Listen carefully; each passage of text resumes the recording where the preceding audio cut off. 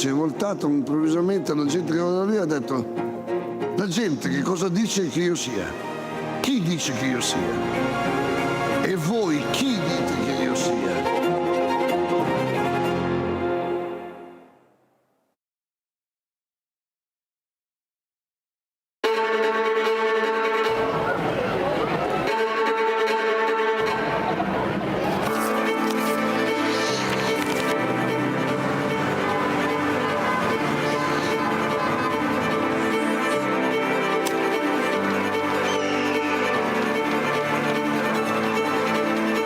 Vi prego, vi imploro, con umiltà e con fiducia, permettete a Cristo di parlare all'uomo.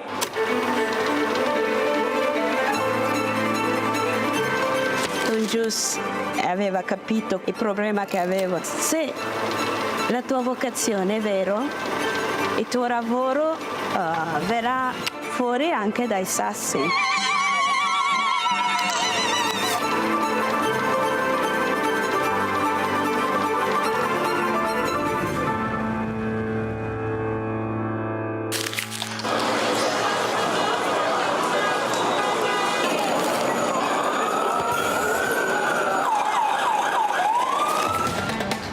Di comunicare la fede agli altri, ma veramente insieme a loro riscoprire che cos'è la fede, che cos'è la fede per me. Portare Cristo agli altri, comunicarlo agli altri è l'unico modo che abbiamo per conoscerlo veramente.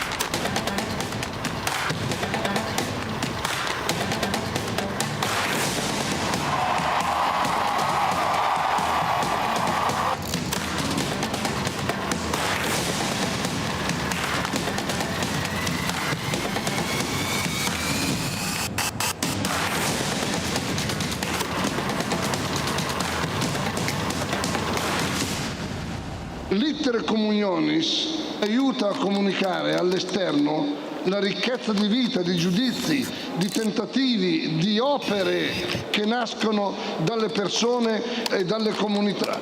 L'iter communionis è proprio la vita del movimento. Scrivete all'iter communionis le vostre esperienze, ci fate bene.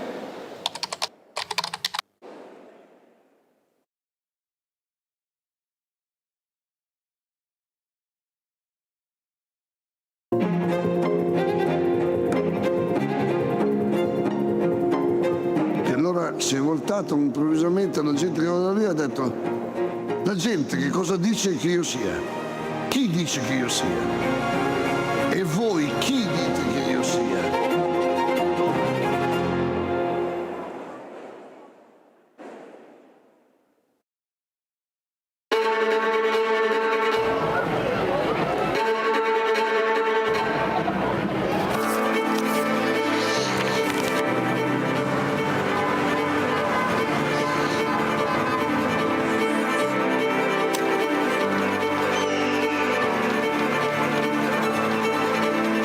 Vi prego, vi imploro, con umiltà e con fiducia, permettete a Cristo di parlare all'uomo.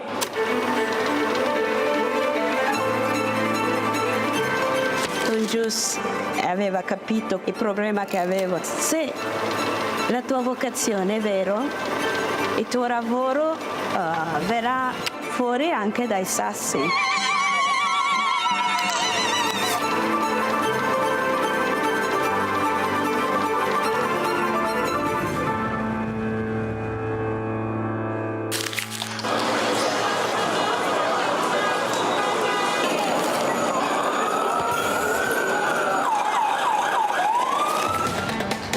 Di comunicare la fede agli altri, ma veramente insieme a loro riscoprire che cos'è la fede, che cos'è la fede per me. Portare Cristo agli altri, comunicarlo agli altri è l'unico modo che abbiamo per conoscerlo veramente.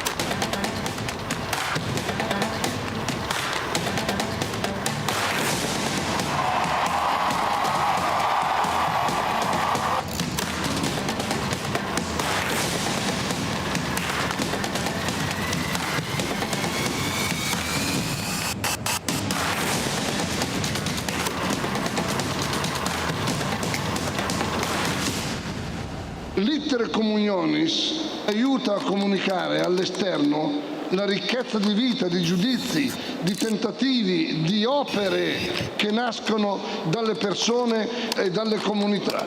L'Iter Communionis è proprio la vita del movimento. Scrivete all'Iter Communionis le vostre esperienze, ci fate bene.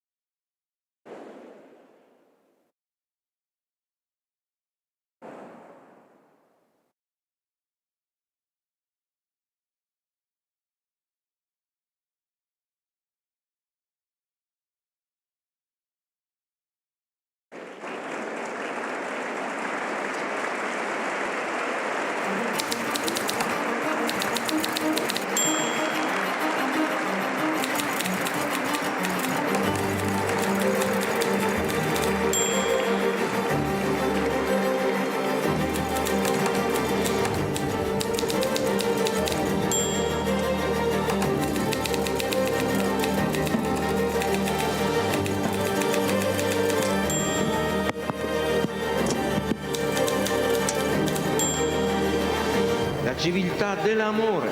Fratelli e sorelle, costruite senza stancarvi mai questa civiltà. Lavorate per questo, pregate per questo, soffrite per questo.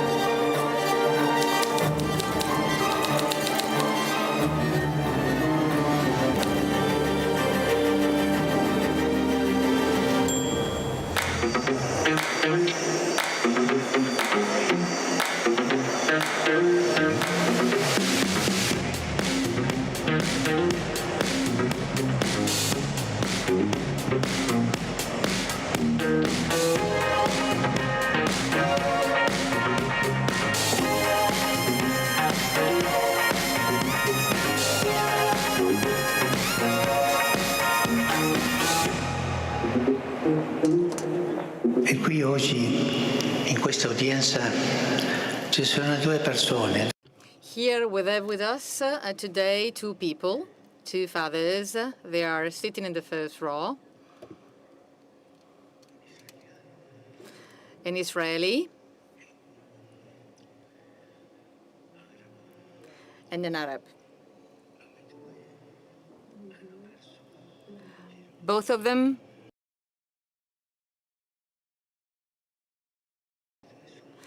and both of them are friends.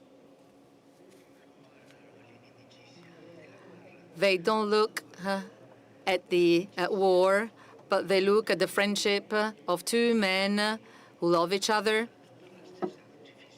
and have gone through the same crucifixion. Let's see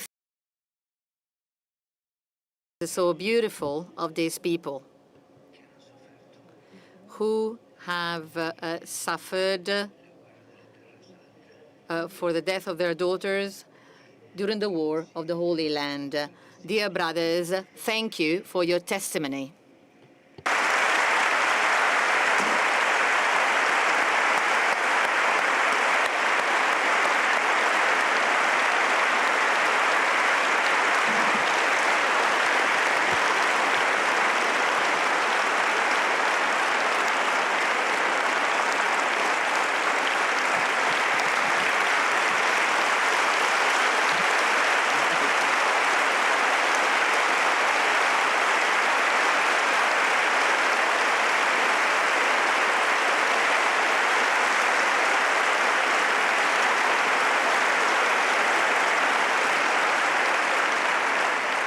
Buonasera. Good afternoon, everyone. My name is Alessandro Banfi. I am a journalist, and I have the honor to introduce Colum McCann, writer, Irish and US writer, author of the novel Apeirogon. Un bestseller che ha fatto conoscere. A bestseller that made the whole world know this incredible story, the story of Rami Elhanan, Israeli, a father of Smadar, who was killed during an attack by Hamas, and Bassam Aramin, Palestinian, father of Abir, who was killed by an Israeli soldier. They're both activists of an NGO called the Parents Circle.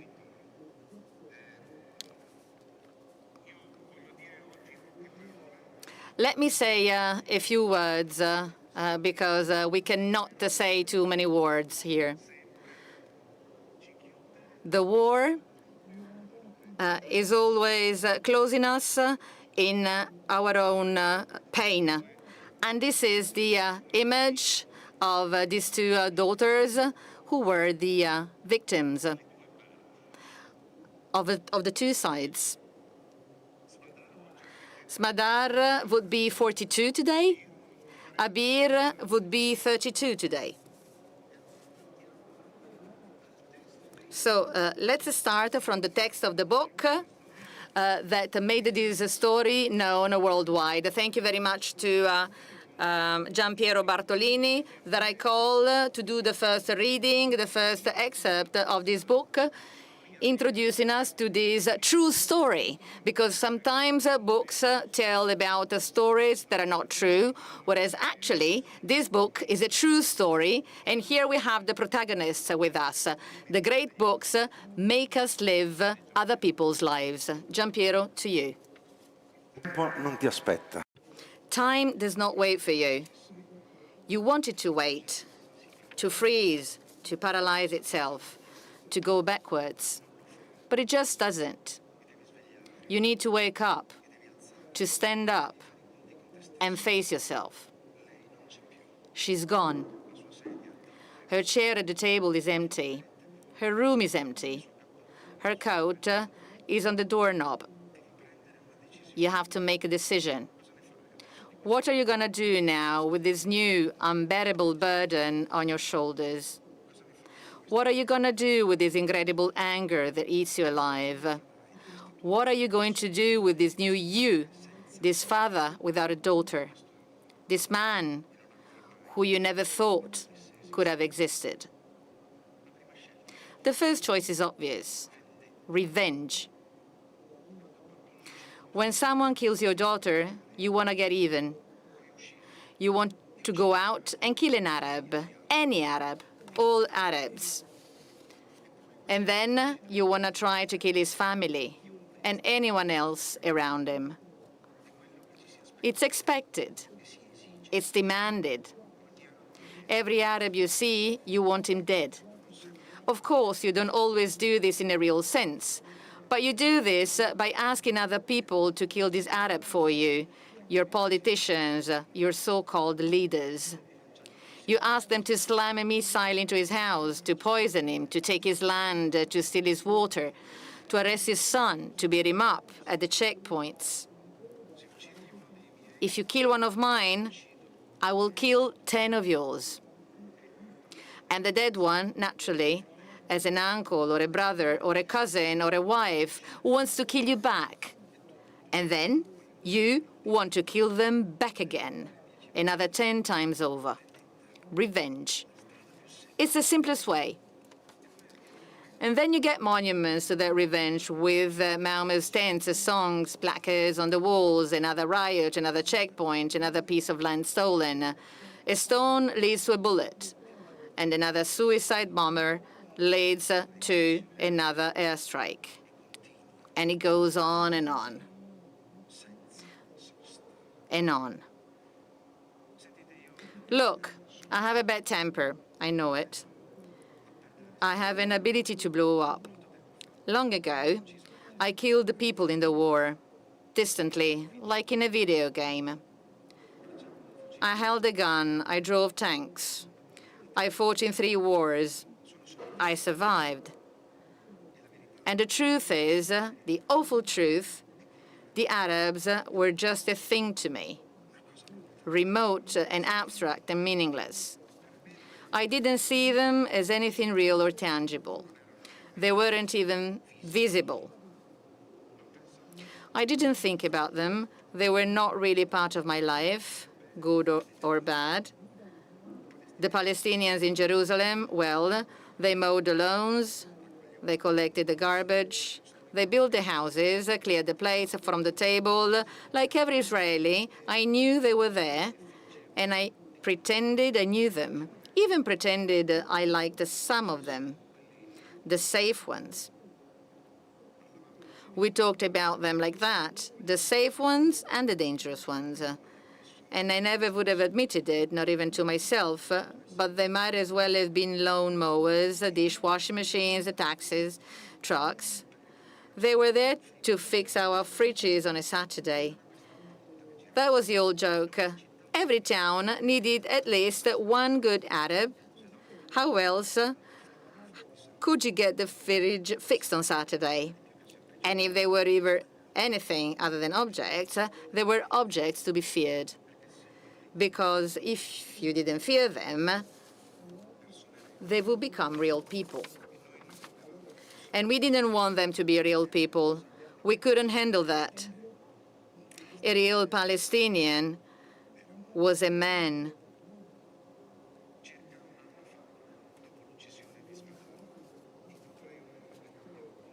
1 year ago, after Smadar's killing, I met a man who changed my life. His name was Itzhak Frankenthal, a religious Jew, Orthodox, with a kippah on his head.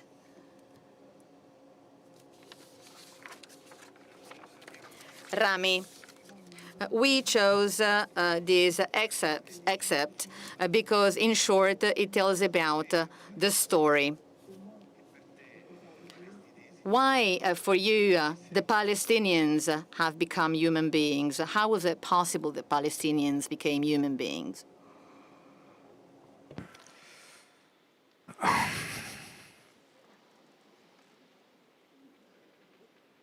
I was a victim of the Israeli upbringing method. I was brainwashed. I was born with a sword in my head and the understanding that if I will let the sword go down, I am doomed. And this is a victimhood mentality, which every Jewish kid is born with. It's under our skin. We carry under our skin 3,000 years of victimhood, and no one else is allowed to be victim, only us. And we send our kids to Auschwitz when they are 16 years old to teach them victimhood. And they come back draped with the national flag and the slogan, "Never again." And the next day they find themselves in a checkpoint, and this 18-year-old kid has to make a decision whether this old guy coming towards him is a terrorist, a suicide bomber, or just a grandfather, which is completely crazy. So I was joining the parent circle. This man with the kippah, Itzhak Frankenthal. You know how we tend to put people into drawers and we stigmatize people by the way they dress, what they put in their heads, around their necks. I was certain that he's a fascist and a right-winger, that he eats Arabs for breakfast.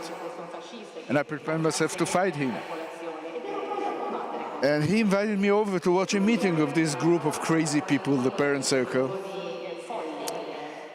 It was 26 years ago. I was completely reluctant and cynical. But I was a little bit curious. I said, okay. And this meeting changed my life. For the first time in my life. I was 47 years old at the time. And for the first time in my life, I met Palestinians as human beings. Not as workers in the streets, not as terrorists, and not as transparent people, as human beings who carry exactly the same burden that I carry, who suffer exactly like I suffer. And I was so deeply shocked and moved. I remember seeing this old Arab lady coming down from the bus with this long black traditional Palestinian dress. And she had a picture on her chest of a 6-year-old kid. Exactly like my wife carried the name of our daughter Smadar on hers. This meeting has changed my life. From that moment on, I devote my life to go everywhere possible, to talk to anyone possible, people who want to listen, and people who will not listen, to convey this very basic, simple message which says we are not doomed. This is not our destiny to keep on killing each other in this holy land of ours. And we can change it. And we can break once and for all this endless cycle of violence and revenge. And the only way to do it is simply by talking to each other. And then on 2005, I met this nobleman on the cradle of the Nobel movement, Combatants for Peace, which my son Elik was one of the founders, alongside Bassam Aramin. And I think we fell in love with each other. His nobility, his wisdom, his humanity captured my heart and my wife's. We became very good friends. We came to their house in Anata. They came to our house in Jerusalem. We became very close. And then 2 years later, on the 16th of January 2007, I was driving my car with my wife. I got a telephone telling me that Abir was shot in the back of her head by an Israeli policeman. We sat 2 days by her bed in Hadassah Hospital in Jerusalem. For me, it was like losing my daughter for the second time. I was completely devastated. And I asked Bassam, what are we going to do now? And he looked at me and he said, you don't understand. God is testing us. And I looked at him, and ever since I follow him. I follow his example. I follow his nobility. I follow his ability to make people believe that it is possible, that people can live together, forgetting the past, looking to the future, and understanding that we, as people who paid the highest price possible, we Arabs and Israelis, Jews and Muslims, we have the moral authority to say to the whole world, with no exception, that from the river to the sea, everyone should be free. Everyone should be normal. Everyone should be respected as a human being. And that's it.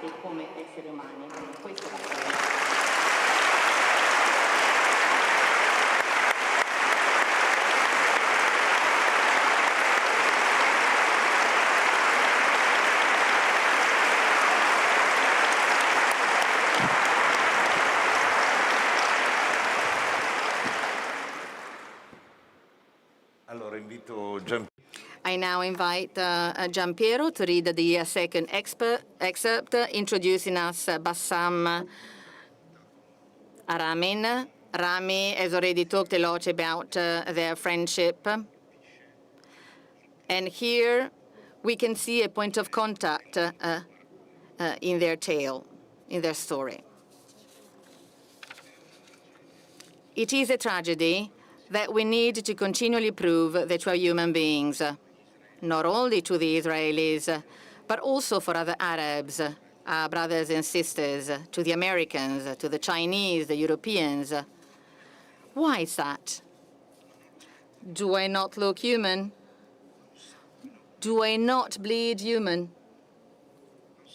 We are not special. We are a people, just like any other. It wasn't until 2005 that some of us started meeting in secret with former Israeli soldiers. I was among the first 4 Palestinians. You can't imagine the first meeting. Up in the Everest Hotel. For us, they were criminals, killers, enemies, assassins. And for them, we were the same. One of them was Rami's son, Elik. And this is how our 2 families met. We were meeting as enemies who now wanted to speak. These young Israelis were refusing to fight in the West Bank and Gaza, not for the sake of the Palestinian people, but for their own people.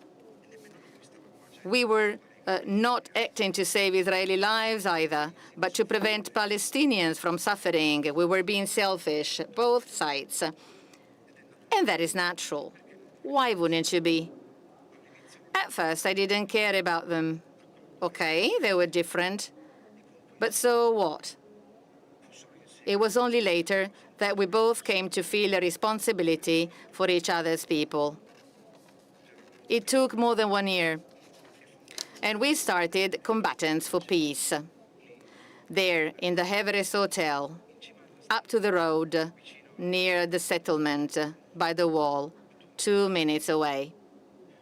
Rumi, the poet, the Sufi, said something that I will never forget. Beyond right and wrong, there is a field. I'll meet you there. We were right and we were wrong, and we met in a field. We realized that we wanted to kill each other to achieve the same thing, peace and security. Imagine that. What an irony. It's crazy.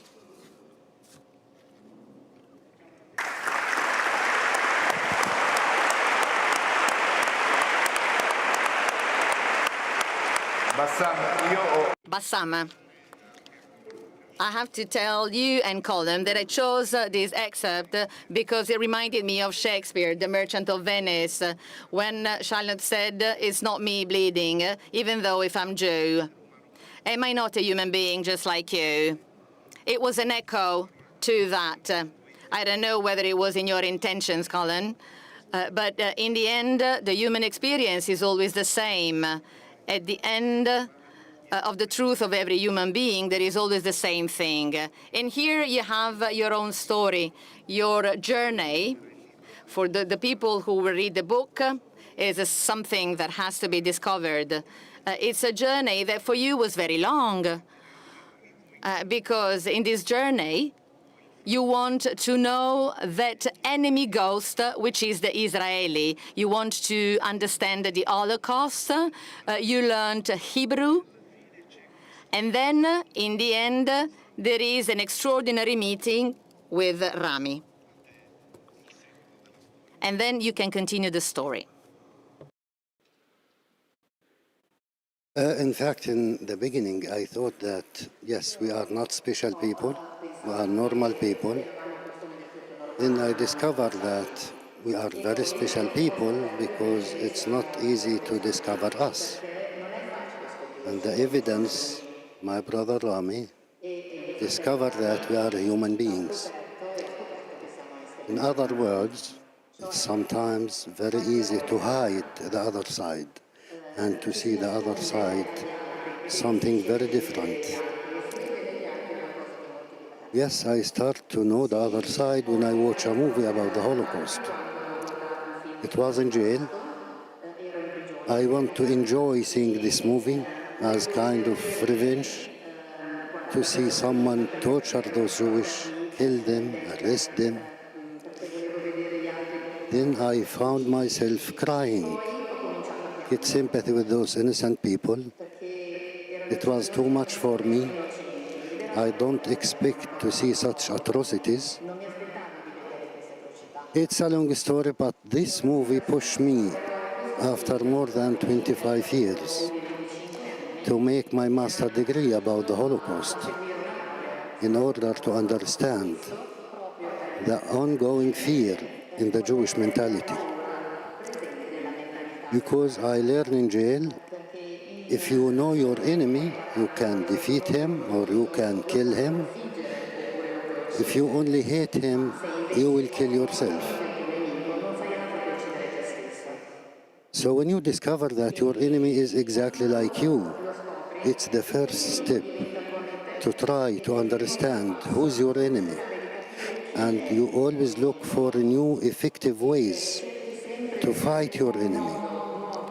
When I understand and believe that in the end we need to sit down and talk, I said, why we need to wait to the end?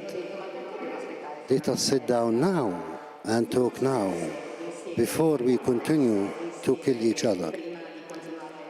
It's not easy. It's not easy to be a Palestinian in general. And someone said, if you're born a Palestinian, you already defeated 1-0 to life. Yes, you need to prove that you are a good human being. You deserve to live and to exist under the brutal Israeli occupation. This is our common enemy, Israelis and Palestinians. If there is no occupation, we don't need to kill each other. So this is our mission, to end this occupation so we can exist side by side or together. Otherwise, unfortunately, we will continue to sacrifice the blood of our kids from both sides to protect the holy stones of Jerusalem. It's up to us to decide who's more important, our lives or the holy stones.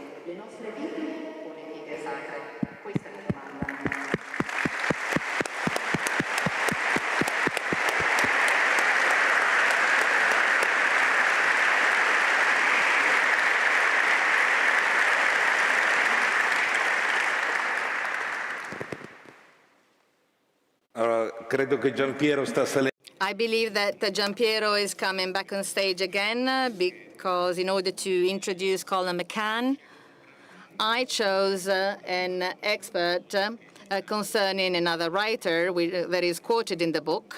Sometimes this is also how you make the books. There's a book in the book, and there are many books in this book.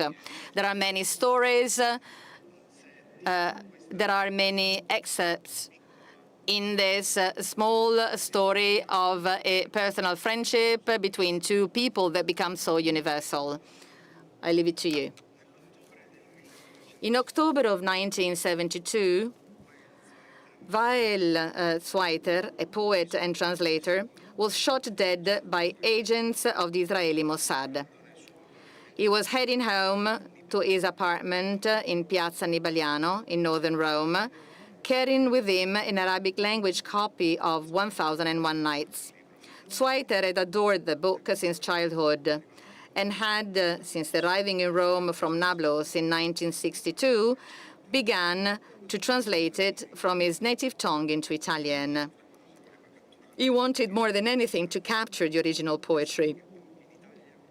Few in Italy knew the real beauty of the stories, he thought.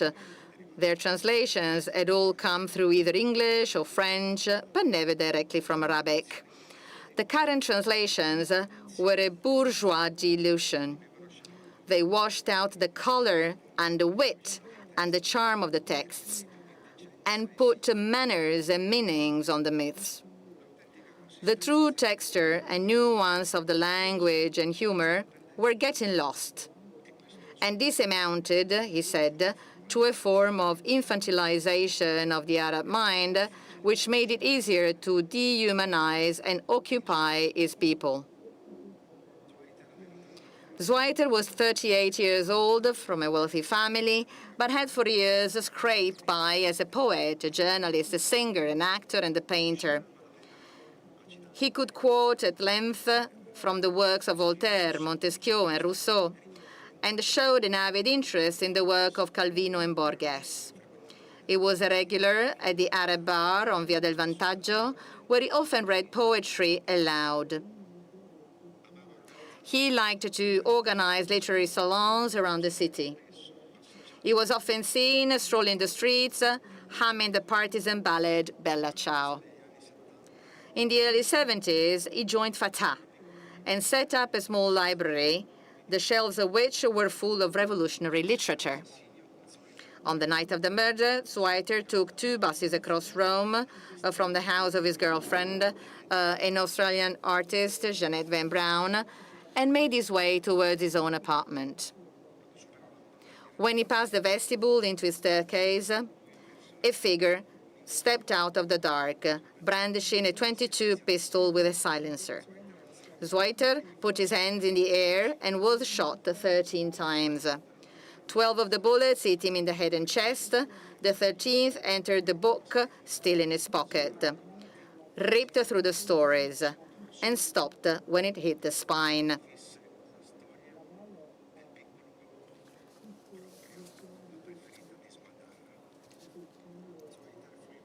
Zweiter was the first one of a long series of attacks made by Mossad to take revenge against the killing of 11 Israeli soldiers a few months before during the Olympic Games in Monaco. He was a member of Black September, the group making the attack.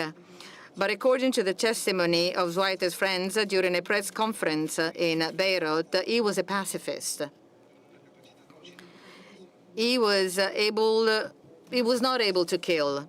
He was not interested in revenge, and probably he knew more about the magic flute than he ever did about the PLO Charter.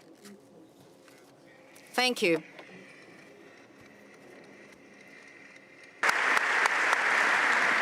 Grazie, Giampiero Thank you, Giampiero Bartolini, for these readings. Now, I chose this excerpt because it is a writer talking about a writer.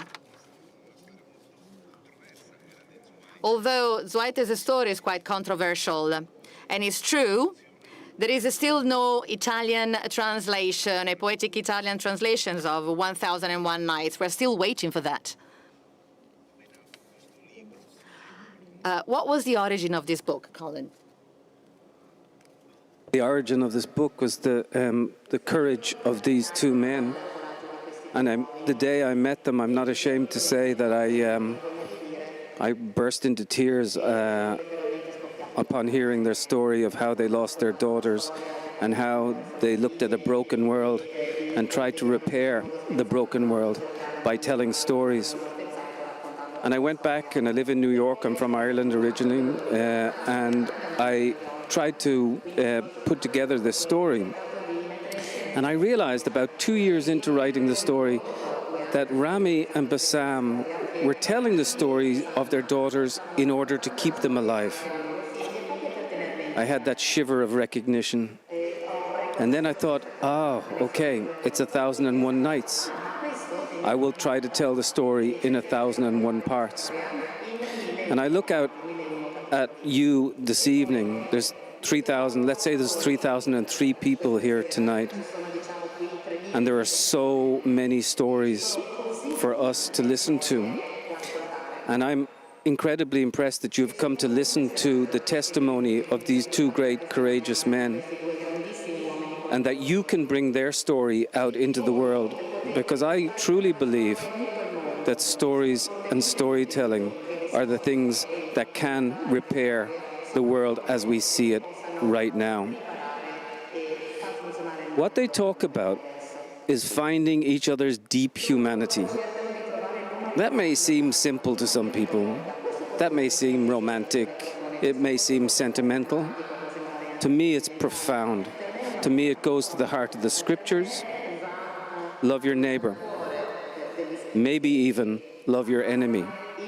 Sometimes the most profound things can be captured in a simple phrase. But nothing is simple, especially simplicity. And what they have done is they have worked towards a message which I find to be truly life-changing. We don't need to love each other, they say. We don't even need to like each other sometimes, although we'd hope we could. But we must understand one another. If we don't understand one another, we are doomed. And how do we understand one another? We understand each other not through politics, not through didactic statements, not through, big, brash, what would you say, these sentiments of the heart, jingoistic and so on. We understand each other through personal stories. So they go around the world and they tell the stories of their daughters. And in this way, they keep them alive. And so my job then was only to capture their voices, to become a ventriloquist of sorts, and to capture the honesty of what it is that they're trying to say. And so over the course of 5 years, as I wrote it, I got to know them. I traveled on Rami's motorbike. I walked through checkpoints with Bassam. I got to know their families. But I also got to know their daughters. And I still think that today, both Smadar and Abir sit on my shoulder, and they sometimes whisper to me, and they are grateful for the fact that their fathers have gone into the world and had the courage to tell these stories so that we can acknowledge not just them, but one another all over the world.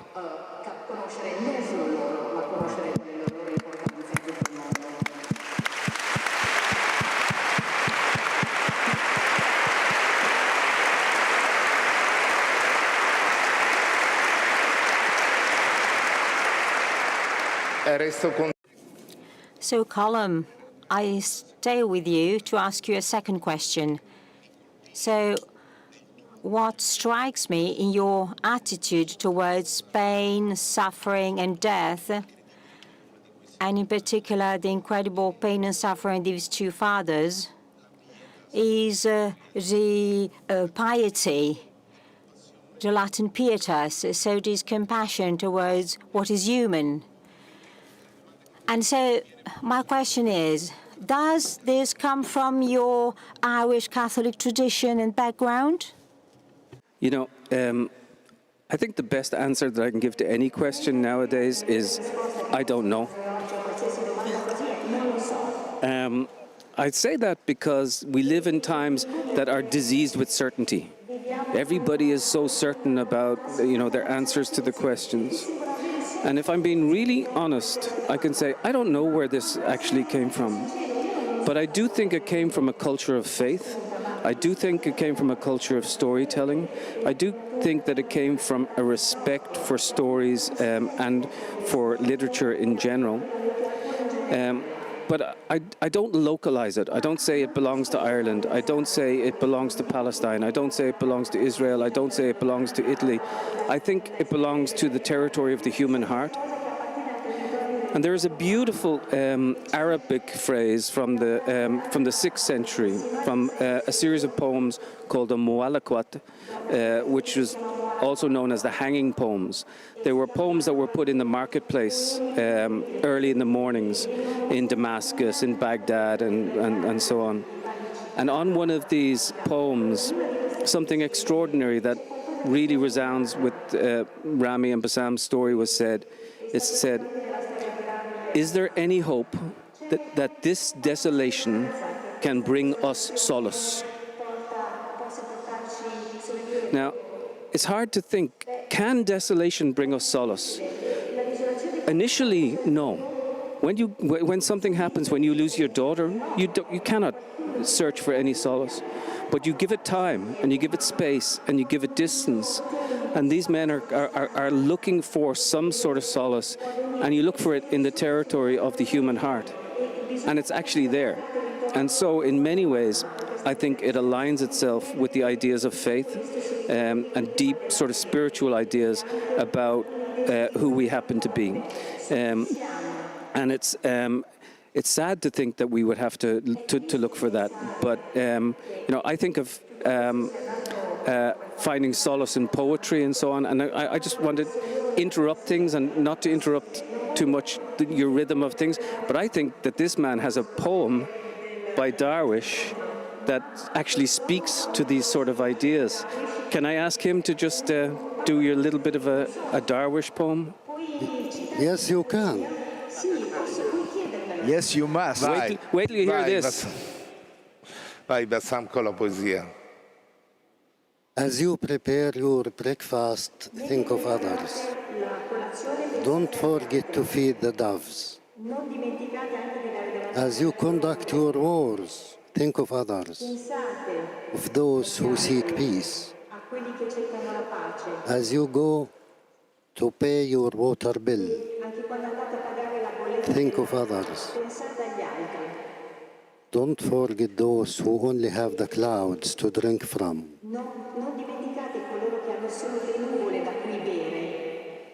As you speak freely with metaphors, think of others. Of those who lost their right to speak. As you go home, your own home, think of others. Of those who have no place to sleep. As you think of others, distant others,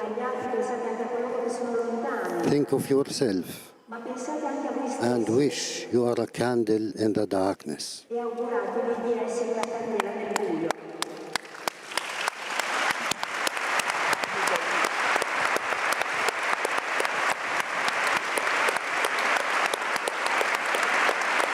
So, to me, their story became that profound candle in the darkness, and a candle gives light to other candles.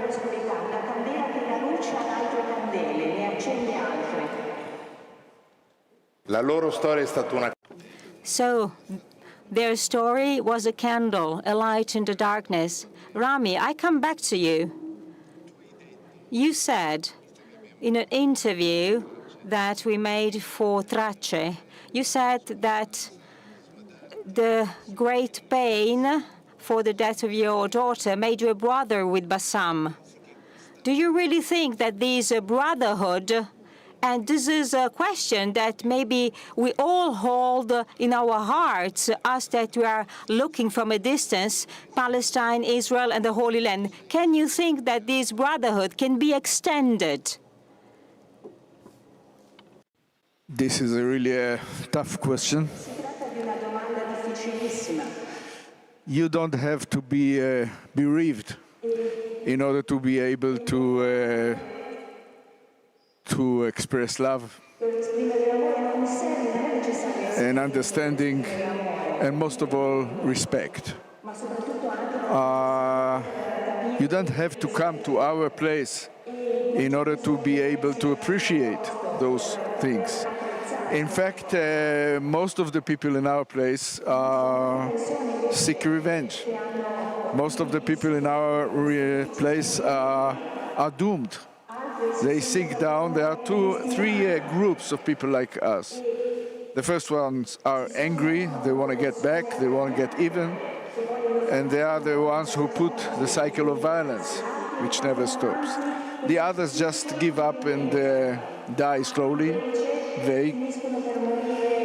And a very, very few, like the members of the parent circle, the members of Combatants for Peace, other people who fight for peace, they are the few, but they are the powerful.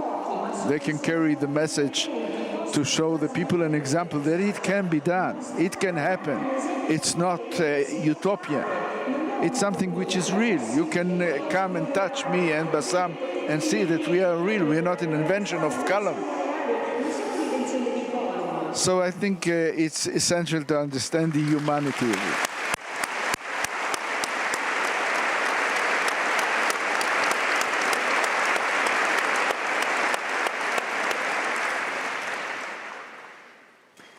Bassam, a volte sembra che...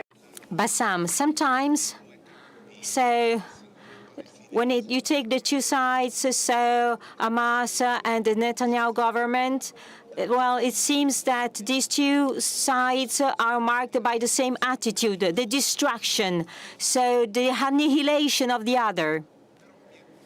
But in the interview that we made, you said a sentence that I kept reading and reading again and reading again. So between anger, hatred, and forgiveness, there's something in between called reconciliation. And that's the way in between. That's why Rami and I, that's what we fight for, Rami and I. You know, you said the acts of the Israeli government and Hamas.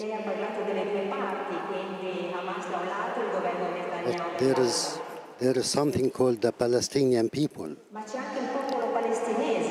Hamas is part of the Palestinians, it's not the Palestinians.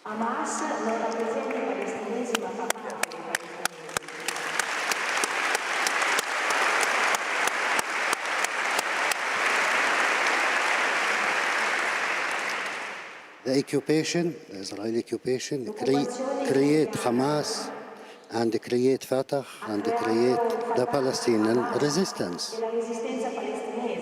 How to eliminate Hamas? It's to end the Israeli occupation. According to Jabotinsky,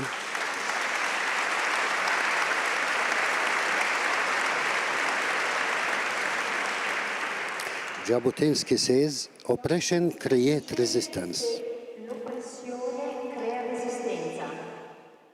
So you cannot exist under the occupation without resistance. What we say that after we trying the armed struggle for more than 100 years, until now Israel is not safe and Palestine is not free. Only more pain, more suffering, more victims. So it's the time to understand that the Israeli people, the Israeli government need to recognize the Palestinian right of self-determination to create a Palestinian state and the rest of the world need to recognize the Palestinian state.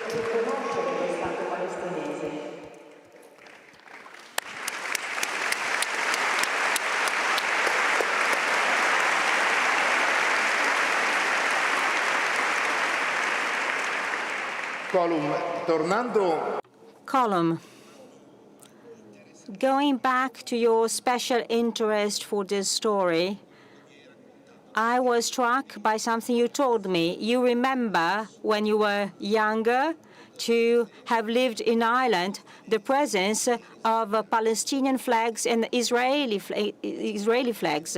Well, in the divided Ireland of the Civil War, the Catholics used to sort of hold the Palestinian flags, and the loyalists used to wave the Israeli flags. So in your country, at one point, there was peace, almost unexpectedly, from a certain point of view, after so much pain, so much terrorism, so many divisions. So your story, your own story, was that somehow a background for the possibility of a reconciliation in Palestine? It's a beautiful term, the possibility, because within the word impossible lies the word possible. And this is something that Senator George Mitchell, who brokered the peace process in Northern Ireland, talked about. Within the impossible exists the possible. I remember as a child going up to Northern Ireland from Dublin, going through checkpoints with my mother and going to a farm in Northern Ireland and thinking there was all these terrible things happening around us, that we would never have peace. I sit here today and we have had 27 years of peace in Northern Ireland. It seems almost impossible to think about it. And we...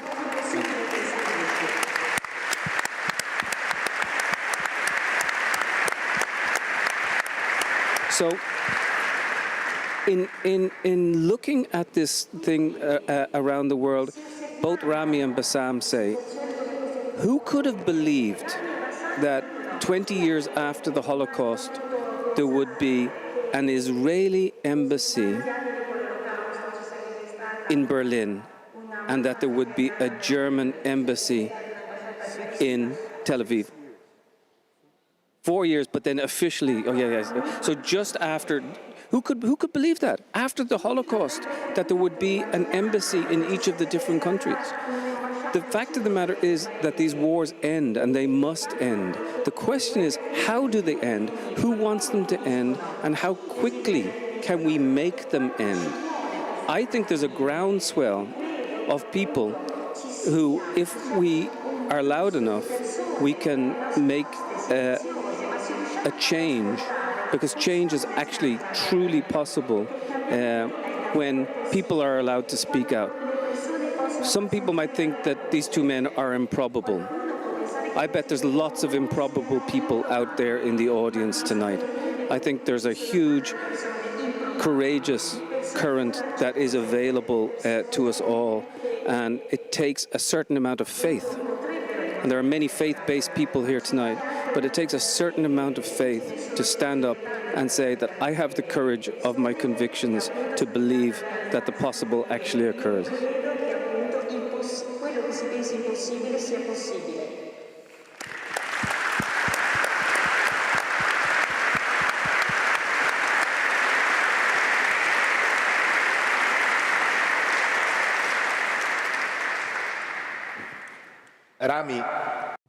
Rami, your story is a story involving your wife too, Nurit. Your wife is still somehow carrying the signs of this pain. She's very well known in Israel. She's an exceptional person. She's very famous. So my question is, what meant for you leaving behind the idea to keep your pain just to yourself? I mean, was it good for you to share this pain, to talk about that? When we had the Zoom meeting the first time, you closed the door and told me, I prefer my wife not to hear, because now she can't bear that. She can't hear that we are going to talk about Smadar's death once again. So my question is, instead, why instead you share your pain? And I mean, what does this bring to you? Wow, this is under the belt. Sotto la cintura. My wife is a very noble and outstanding person. She's very powerful. And in fact, I think the tragedy of a mother, you cannot compare it to any tragedy on earth ever. The tragedy of a mother losing a daughter, which is the extension of her femininity, is beyond my ability to comprehend. My wife is a peace activist. For the last 27 years, ever since we lost our daughter. She's the laureate of the Sakharov Award on behalf of the European Parliament. She's very well known all around the world as a peace activist and as a researcher of school books, which shows how can a nice Jewish kid become a murderer that is able to kill a 10-year-old girl. And she's not very popular in Israel. Her books are not being translated into Hebrew. The television does not interview her. And Israelis find it very difficult to listen to her very painful words. But my wife is an example. She doesn't want anyone to touch her own personal way, her own personal pain. She is known by her activity. She is known by her ability to do an academic research to tell the truth. And this is the most important thing. My way is different. I know that when I listen, when I talk to children, when I go into an Israeli classroom or Palestinian classroom for the last 25 years, and I talk to those kids, they look at you in a very big eyes, and you can feel the earth shaking. It's like walking into the open mouth of an active volcano. The earth is shaking. There is a sea of blood between these two nations, a lot of anger. When they see me and Bassam, it's a sight. They never ever saw an Israeli and a Palestinian together, calling each other brother, not putting our pain on the table, trying to compare whose pain is bigger, who started what, who's to blame. It creates astonishment. And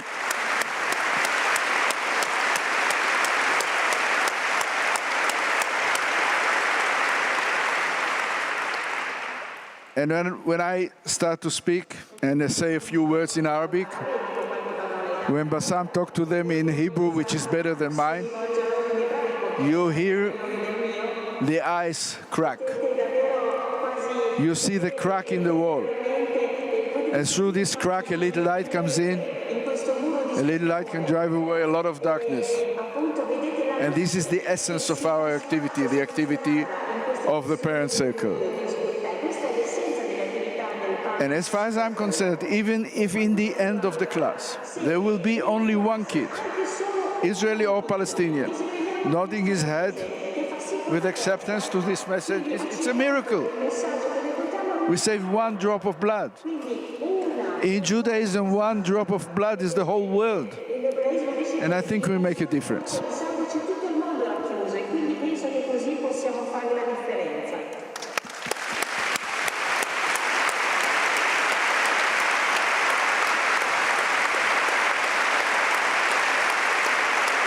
Thank you, Rami. So sorry to be too personal.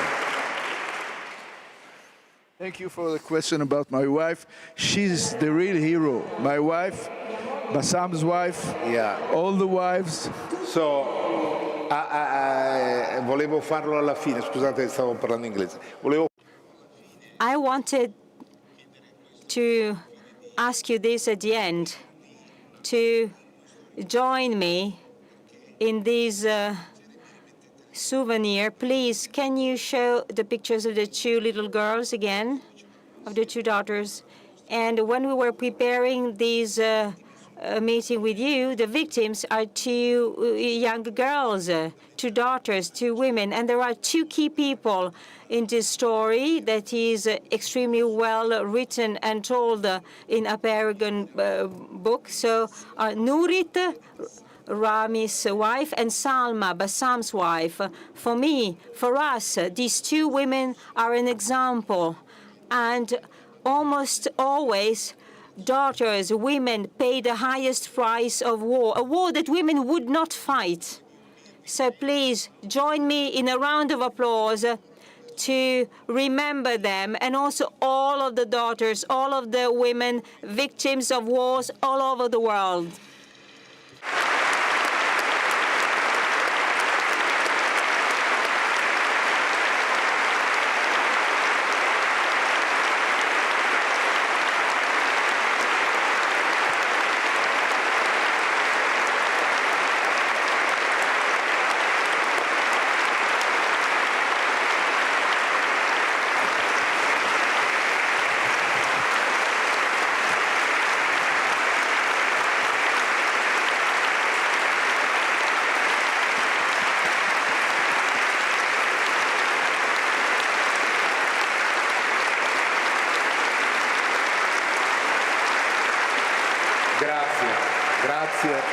Thank you.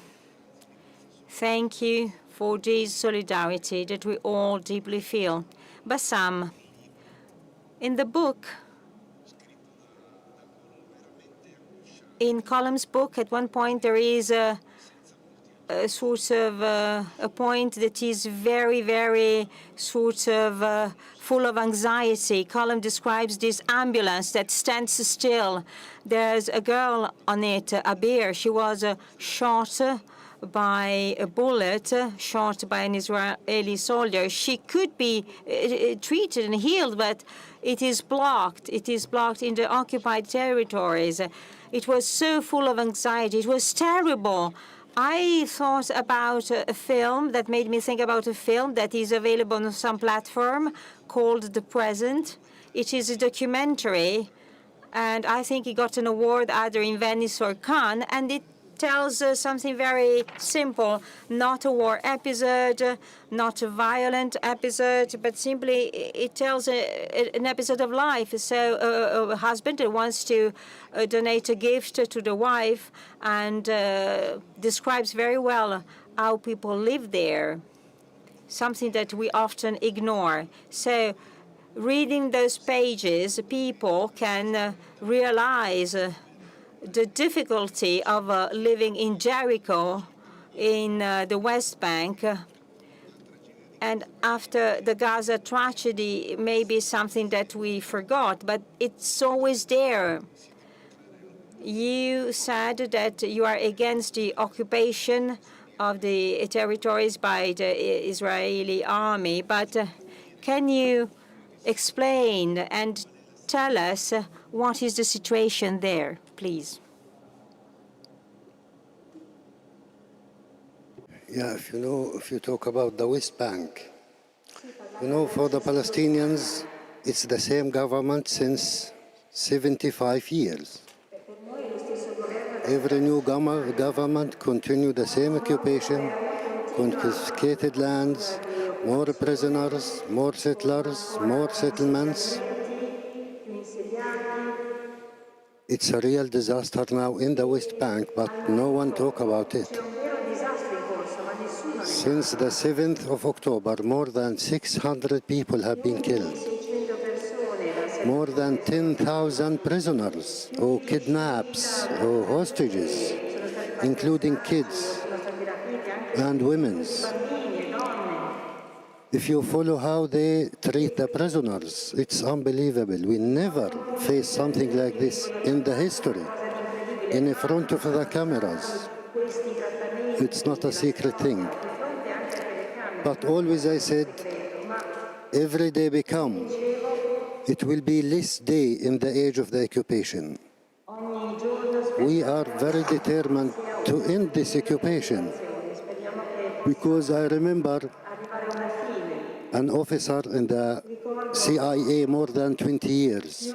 He said, always choose to support the resistance because they never defeated. The Palestinian resistance will never defeated until we end the occupation. And I believe Israelis and Palestinians together can defeat the occupation.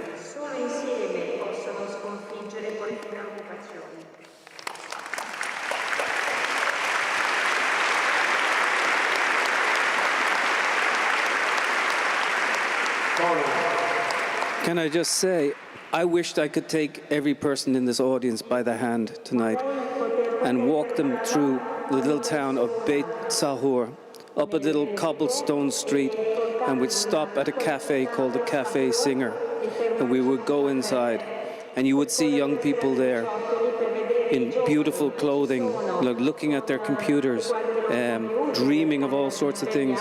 You've got the highest percentage of PhDs in the world, both in Gaza and the West Bank, a huge creative energy. And we, in the Western media, tend to think of them as a monolithic thing. We think of them as throwing stones. No, they're throwing ideas. They're full of spirit, full of beauty, full of power. We need to be able to understand the nuance of what is going on. Everything gets reduced to a very single soundbite, as if being Palestinian is only one thing, as if being Israeli is only one thing. There is so much more going on, and it's our responsibility as storytellers and story listeners to take some of those contradictory things and say that this is part of the beauty of the world, is that it's complicated. There are so many Israelis doing fantastic things in Breaking the Silence, Bet Selam, Parents Circle, Combatants for Peace. There are so many Palestinians doing profound things on the ground that we need to look at this in all of its kaleidoscopic nature.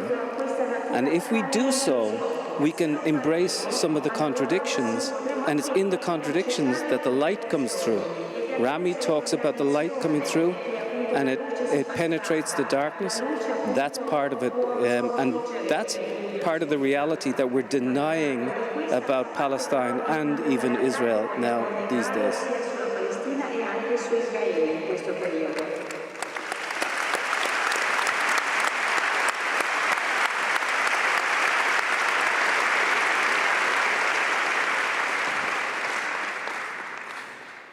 Andiamo verso la fine, So we're getting to the end. So I'd like to go back to the start.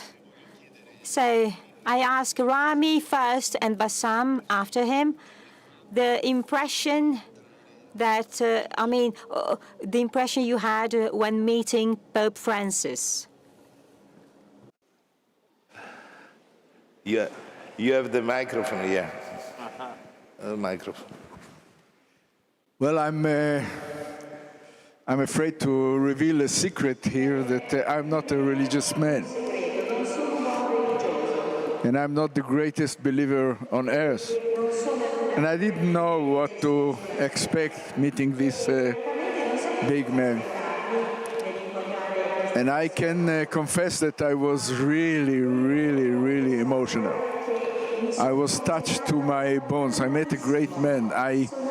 I met a father figure, someone that you can put your hand on his shoulder and he will comfort you. And he was crying when he met us. And when he saw this picture of the girls, there were tears. I saw them. We were very close. And when we came out, there were more than 10,000 people in the audience, and he was talking about us. And we walked through this alley between these two thousands of people, and I never, ever in my life felt so embarrassed. And then we came back to Israel. The spread of the news were all around the world. People were talking about us, about this historical meeting. And we were asked to appear in the Israeli television. It was a Zoom meeting. And they asked us to tell about the meeting with the Pope. And we said how we felt. I said the same words that I said now. And then he asked about Gaza. And we were able to speak two sentences. We said that the conflict did not start in October 7th and did not end on October 8th. And the price is too high and so on, what we say always. And suddenly there was a technical failure. And we were thrown out of this event. The Israelis are not capable of listening to anything.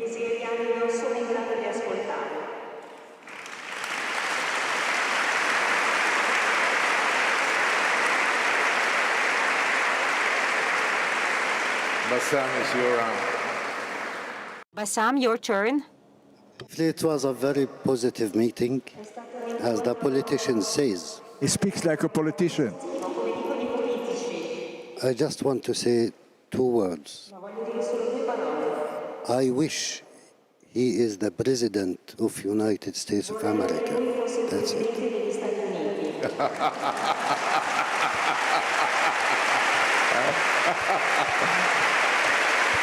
Very good.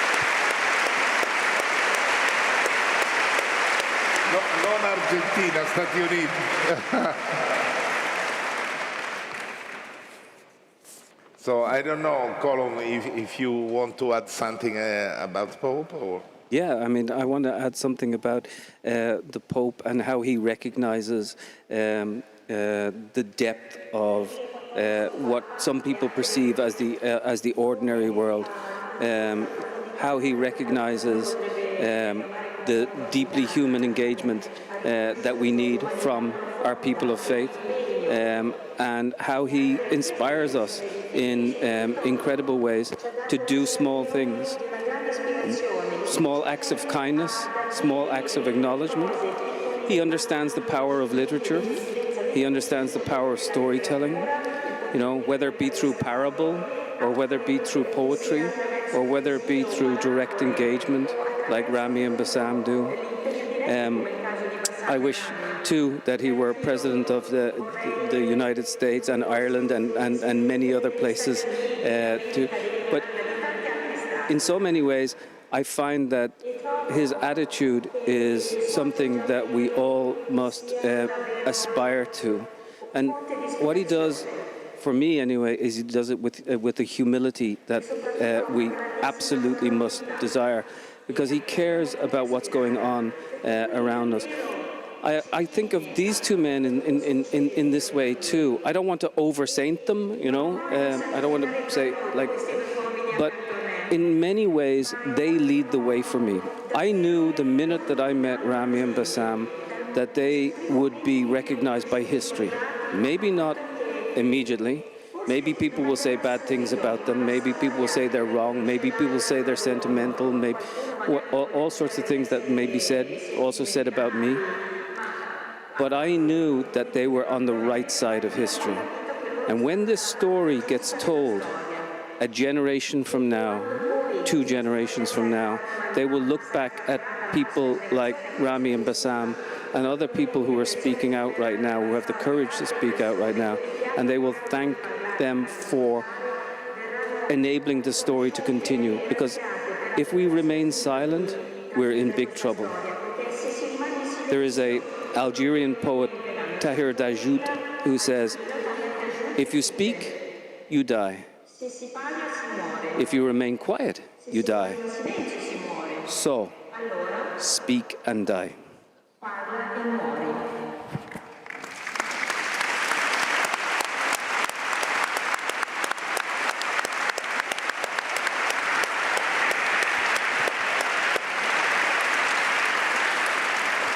Allora io voglio ringraziare. I want to thank Marco Aluigi from the RIMIT meeting and Lorenzo Fazzini from the Vatican Editions for making this miracle happen. The fact that you are all three here in person with your flesh and body, so sharing the testimony of a possible peace, the hope for peace. Thank you very much. Can I add a few? Yes. Rami, you want to add something? Rami. Okay, I beg your pardon. I understand that you all want to go vuole home. aggiungere qualcosa. Scusa, ho parlato in inglese. Rami vuole aggiungere qualcosa. I have no reason to like Hamas. Hamas are the killers of my daughter. As Bassam said, there are no two sides here. One side is dominating the other. There is one nation dominating another nation. And we desperately needed something to rock the boat.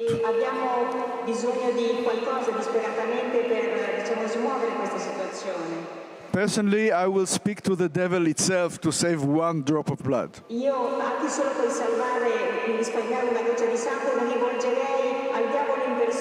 And what Hamas did on October 7th is put the Palestinian problem in the center of attention, which was long due.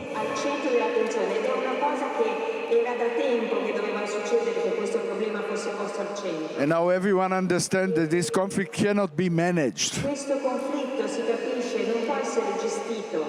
Everyone knows that this conflict cannot be put under the table. The conflict is alive and kicking and demanding attention. I don't know what the answer will be. One state or two states or 10,000 states, a federation, a confederation. I know one thing. Our future together, it depends on one word only. The word is respect. You must be able to respect the guy next to you exactly as you want to be respected, no more and no less. And once you achieve this, all the rest are technicalities that can be agreed upon. One thing is very, very clear. The conflict has become a show, a reality show, like in TV. Each one support his group, each one support his team. It's like a football game. And there is a competition of victimhood. And everybody shows his ugly wounds. The uglier the wound is, the better. And we are not capable of listening to each other. And we are digging into our wounds and into our past without any effort to look forward to this word, which says respect. And I think it's time for the whole world to stand up,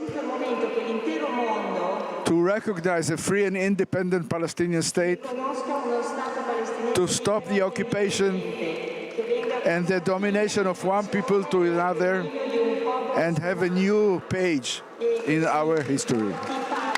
Thank you very much.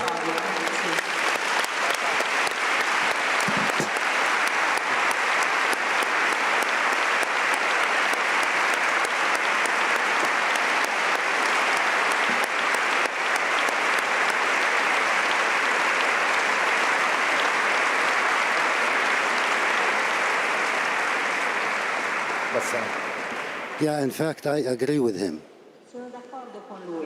I want to say exactly what Martin Luther King says.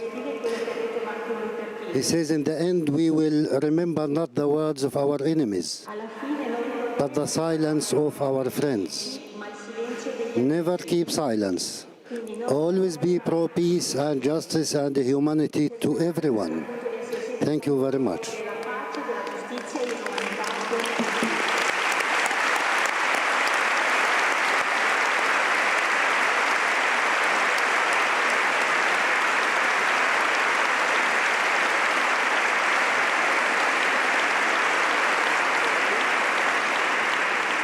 Sì, abbiamo finito. Un nostro grande maestro. A great master used to say, so never be quiet. So we will certainly somehow respond to your invitation, Bassam. I have two announcements. One is about the donations for the meeting. If you liked this encounter, and I hope that you are enthusiastic about it, you can support the meeting. And this year, something very special happened, and I'm not making it up. So this is true, this is real. So considering this very special times we are living in, so much uncertain times about dialogue and peace, so we felt somehow involved by the words of Cardinal Pizzaballa at the opening meeting of this year's Rimini meeting. That is why the Rimini meeting will donate part of the donations collected during this week for the emergency in the Holy Land.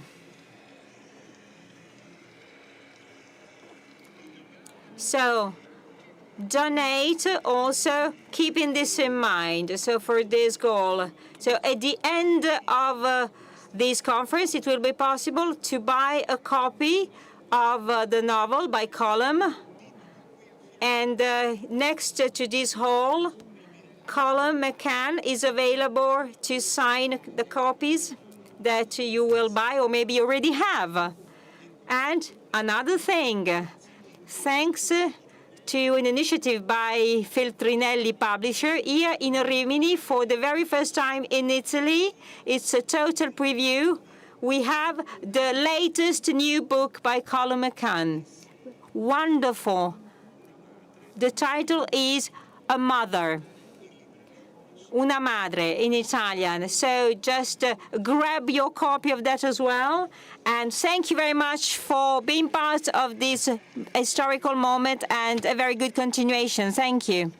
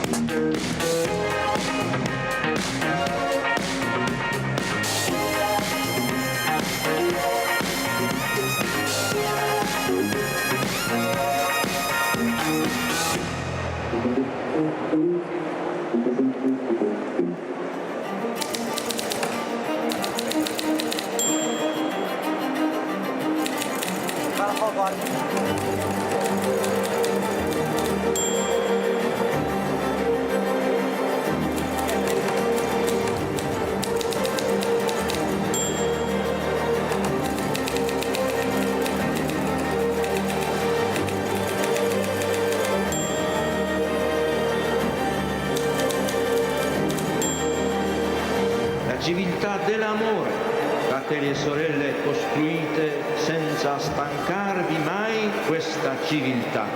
Lavorate per questo, pregate per questo, soffrite per questo.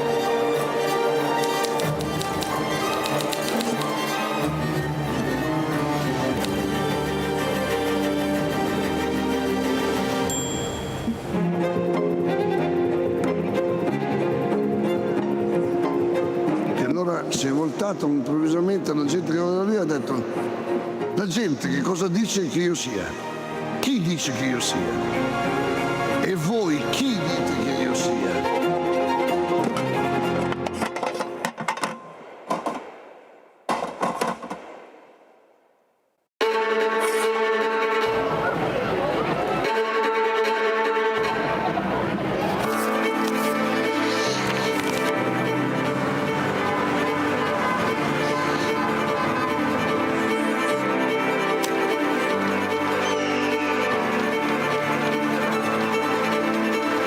prego, vi imploro, con umiltà e con fiducia, permettete a Cristo di parlare all'uomo.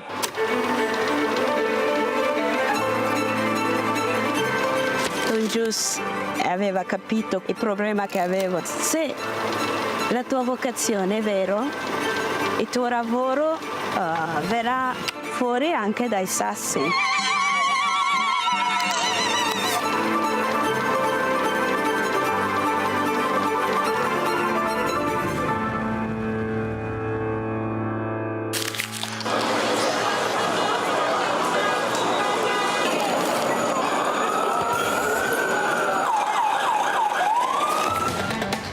Di comunicare la fede agli altri, ma veramente insieme a loro riscoprire che cos'è la fede, che cos'è la fede per me.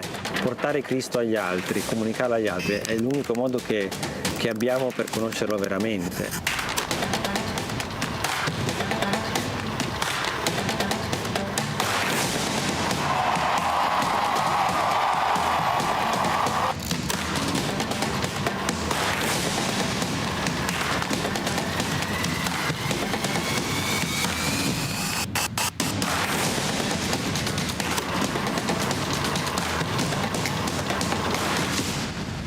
L'iter communionis aiuta a comunicare all'esterno la ricchezza di vita, di giudizi, di tentativi, di opere che nascono dalle persone e dalle comunità.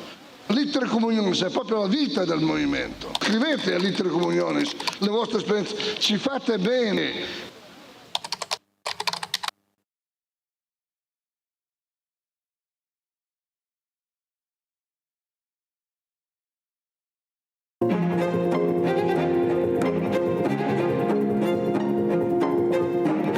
Si è voltato improvvisamente alla gente che era lì e ha detto: la gente che cosa dice che io sia? Chi dice che io sia? E voi chi dite che io sia?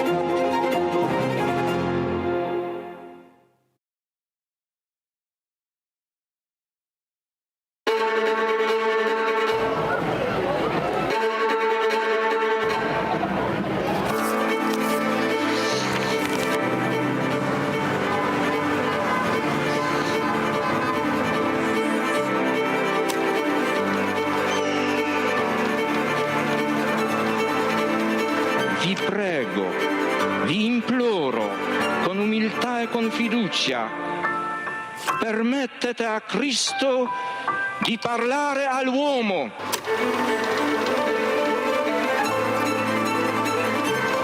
Don Gius aveva capito il problema che avevo. Se la tua vocazione è vero, il tuo lavoro verrà fuori anche dai sassi.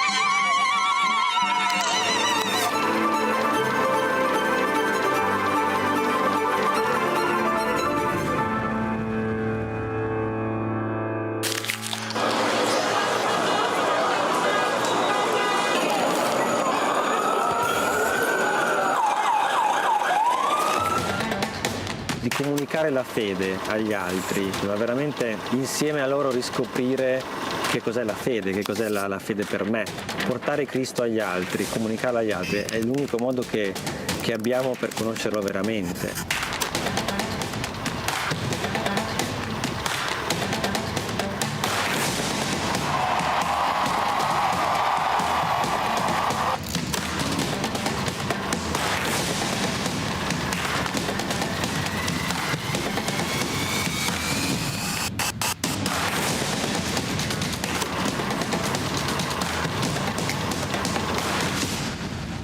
L'iter communionis aiuta a comunicare all'esterno la ricchezza di vita, di giudizi, di tentativi, di opere che nascono dalle persone e dalle comunità. L'iter communionis è proprio la vita del movimento. Scrivete all'iter communionis le vostre esperienze, ci fate bene.